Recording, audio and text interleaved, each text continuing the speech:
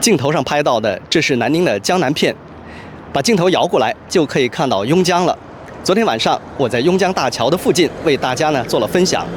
现在我们看到邕江的水位依然非常高，有关部门呢仍然限制行人通过，而且呢在靠近江堤的部分也画起了警戒线，希望大家不要逾越。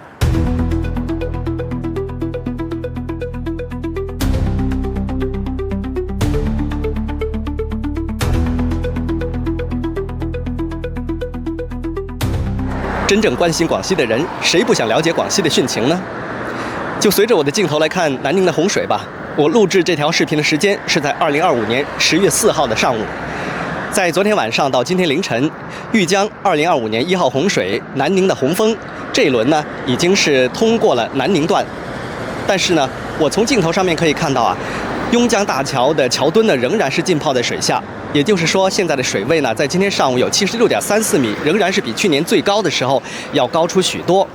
现在洪峰虽然通过南宁河段的水位在逐渐缓慢下降，但是呢，这些洪水继续向下游推进。接下去在贵港、贵平、梧州等等广西的其他城市，防汛形势相对就比较吃紧了。现在各地都已经建起了防洪堤，相信这些先进的水利设施能够发挥他们的防洪防汛的作用，应该能够保大家的一方平安。不过防洪堤前面呢也画起了警戒线警方呢管理部门呢也都希望大家不要过于靠近江堤。从桃园桥上看过去呢，有2个大拱的，那个是临铁大桥，再往那边走就是亭子码头了。那边的水位也很高，亭子码头的大部分都已经是浸泡在水下了。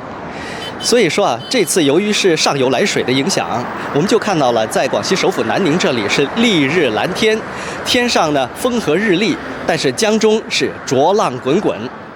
记得2024年9月11号、12号的那一场洪峰当时就说呢是2001年以来最大的一次洪峰。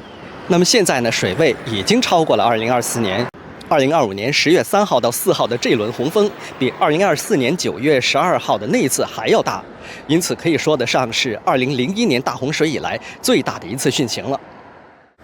有的网友说，这次洪水真是很突然，说来就来。其实前几天有台风在越南北部登陆，越南流下来的左江带来很大的水量，加之呢广西西部受到影响，就是百色一带的右江也带来丰沛的降水，因此左右两江它们的水都汇成了邕江。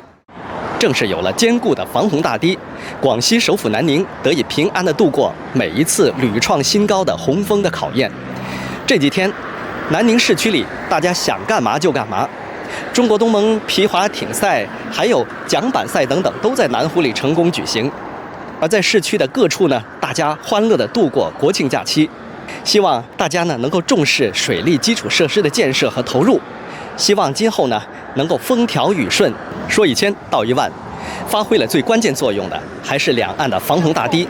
2001年大洪水之后建设起来的防洪大堤可以说在几次的大洪水当中都保住了广西首府南宁的平安。因此当年建设这个大堤决策真是非常英明的。